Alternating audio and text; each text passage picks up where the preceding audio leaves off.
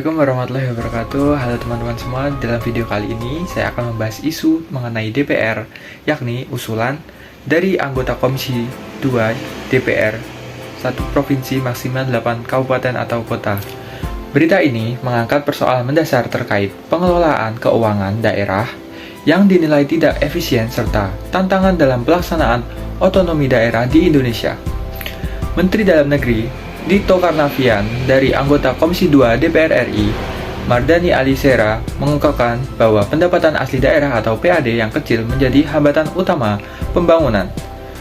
Ketergantungan daerah pada dana transfer pusat memperlihatkan rendahnya kemandirian finansial daerah dalam menjalankan programnya.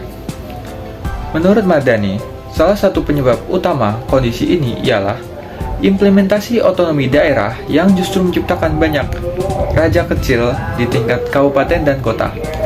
Bukannya memperkuat kemandirian otonomi daerah, malah membuat pemimpin daerah fokus pada kekuasaan tanpa kemampuan mengoptimalkan pendapatan daerah.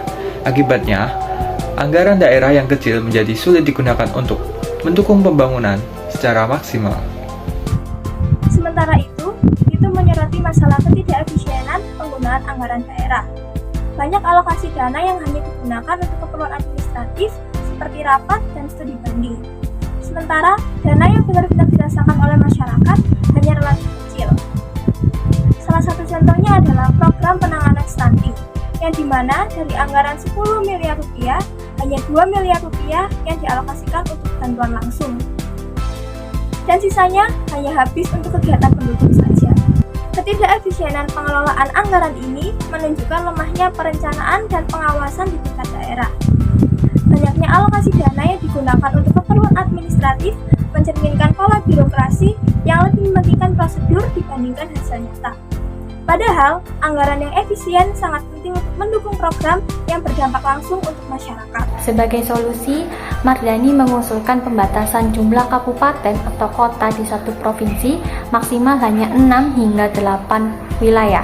Dengan cara ini, pembentukan daerah otonomi baru dapat dikendalikan agar tidak membebani anggaran pusat dan memastikan wilayah yang ada memiliki potensi ekonomi yang cukup untuk mandiri.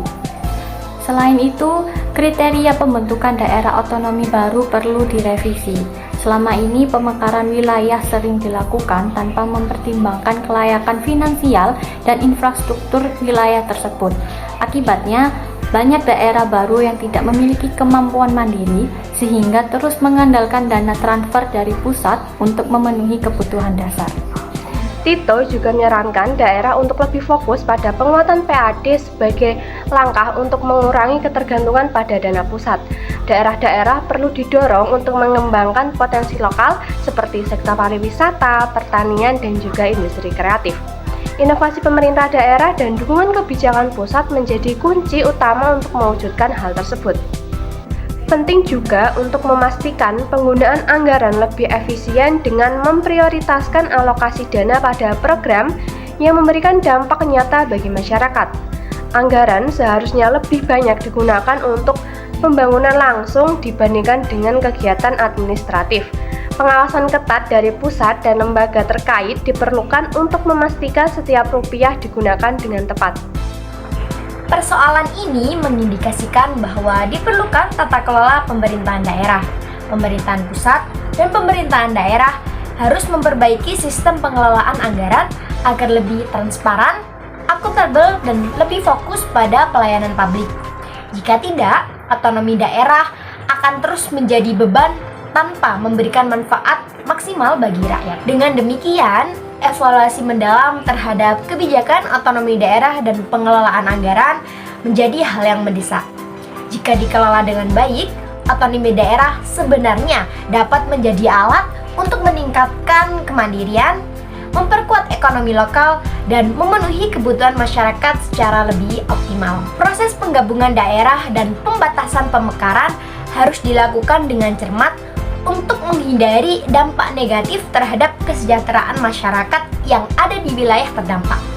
Pemerintah perlu menyeimbangkan antara efisiensi administrasi dan keadilan sosial serta pemerataan pembangunan di seluruh Indonesia. Sekian video analisis isu dari kelompok kami, kurang lebihnya kami sampaikan mohon maaf yang sebesar-besarnya. Kelompok 5 pamit undur diri. Wassalamualaikum warahmatullahi wabarakatuh.